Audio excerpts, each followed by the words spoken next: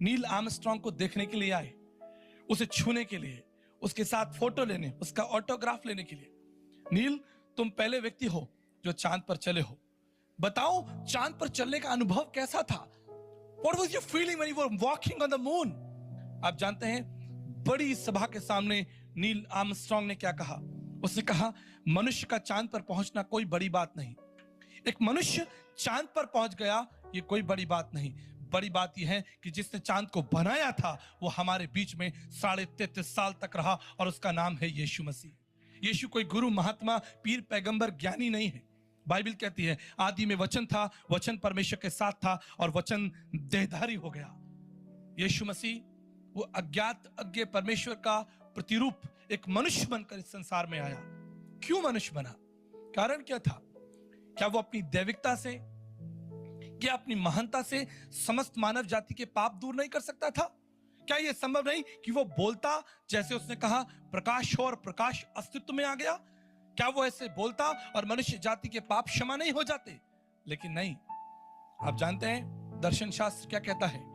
भारतीय दर्शन कहता है, प्रजापत यगा यज्ञसम तद्रक्तम परमात्रम पुण्यदान बल्याग्रम सर्व पाप परिहरो रक्त प्रक्षणम आवश्यम। समस्त मानव जाति के लिए स्वयंभू सृष्टिकर्ता प्रजापत उस परमेश्वर को इस पृथ्वी पर आना ही पड़ेगा। इस पृथ्वी पर आकर एक महायज्ञ करना होगा, उसे अपना रक्त बहाना होगा। He has to shed his blood, उसको अपना रक्त बहाकर संपूर्ण मानव जाति के लिए उद्धार का मार्ग खोलना होगा। मेरे प्रियो, जिस तरह एक माँ जब बच्चे को, संतान को जन्म देती है, उसे उस पीड़ा, उस दर्द से, उस रक्त से गुजरना होता है। She has to shed the blood to give a life to someone। एक बच्चे को जन्म देने के लिए हमारे बीच में डॉक्टर रश्मि भूमिया बैठी है, हमारे शहर की बहुत प्रतिष्ठित गायनेकोलॉजिस्ट। मैडम, आप जानती हैं, जब एक माँ बच्चे को जन्म देती है, उसके साथ एक भयंकर पीड़ा, एक दर्द और रक्त की धारा। पर यही तरीका है।